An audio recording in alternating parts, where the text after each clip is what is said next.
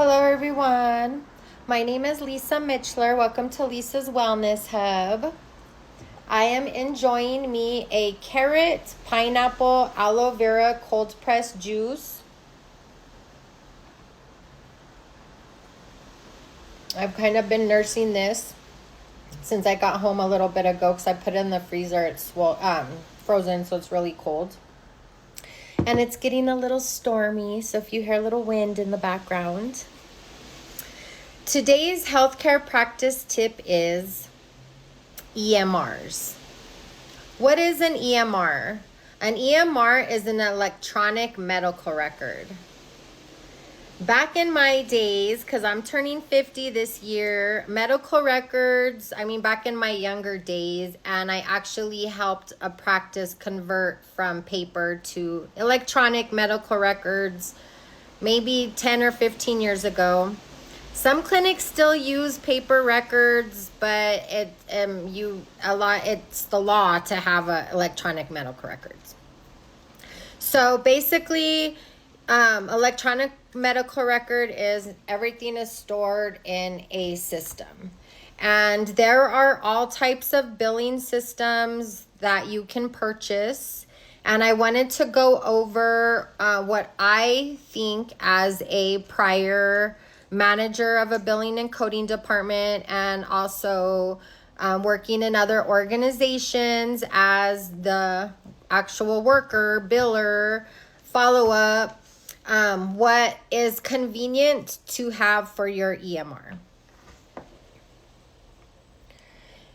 EMRs, I'm going to read what I have here, which I kind of just told you my knowledge, but EMR is the software healthcare organizations use to manage patient information, appointments, documentation, billing, claims, reporting, and any other daily operations. So this is a very, very important piece of your practice.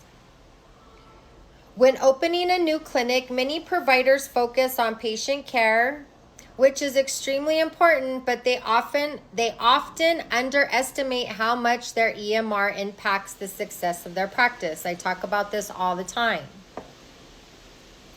When selecting an EMR, look beyond the price tag. Some of them are really pricey, but in my opinion, I'd rather pay a pricey EMR than have a bunch of revenue that's not being collected. Because it adds up quick. So make sure the system is HIPAA compliant and compatible of securely exchanging medical records with other providers, hospital, laboratories, and insurance companies. That is the most convenient feature that you can have.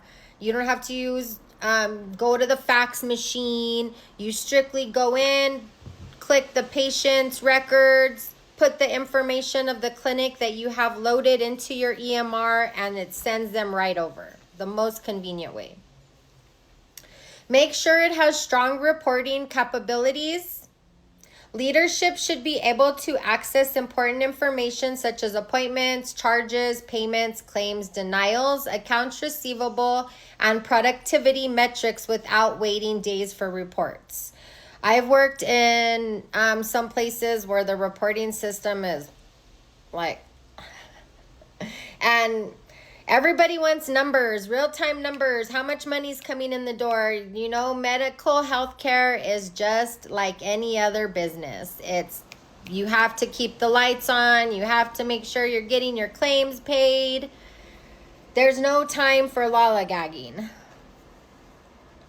Your billing team should have access to work queues and follow-up features that allow claims to be worked, assigned, follow-up dates, and automatically return when the action is needed. I've worked for one organization where it actually, you dated the claim and it disappeared from your queue. I've worked for other organizations where you date it and it stays in your queue and you just keep looking at the same claim every day. A good EMR also helps identifies problems before claims are submitted, such as missing insurance information, missing modifiers, eligibility issues, and other billing errors. If you're just pushing claims out the door and you don't have this type of setup in your EMR, you're going to get a lot of denials. And it takes forever to get paid once you work denials.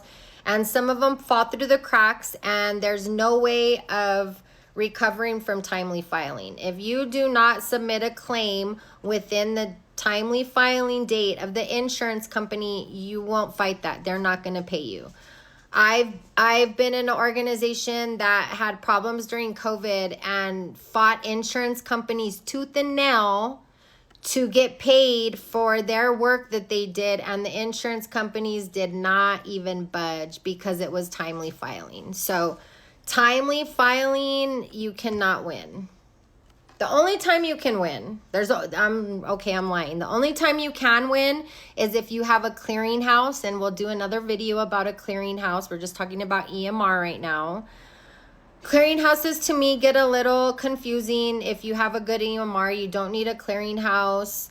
But if your claim gets billed out and it gets stuck in the clearinghouse, which is another little tunnel it goes to, if it gets stuck there, then you can print that out and say the claim was billed out and this happened, and you have to write this and show all this and show this and that, and in order for you to get your claim paid. But sometimes that doesn't even happen.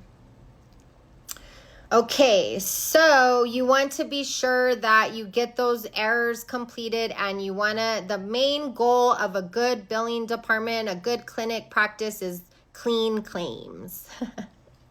You also want a system that supports patient statements, insurance processing, clear documentation, and efficient communication between departments.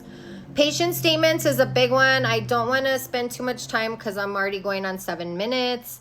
But sometimes I've had bad experience where patient statements get billed out before the EOB is even processed. So the patient's receiving this huge bill and it's not their bill. Then patients are calling and complaining, and it's a big mess.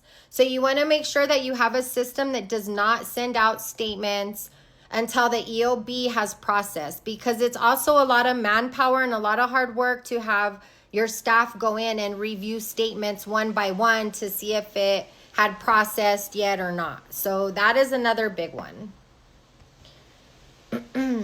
Let's see. Choosing the right EMR can improve patient care, increase efficiency, reduce claim denials, improve cash flow, and support the long-term success of your practice. Okay, guys, follow me for more healthcare practice management tips. Have a great day. Talk to you guys later. Bye.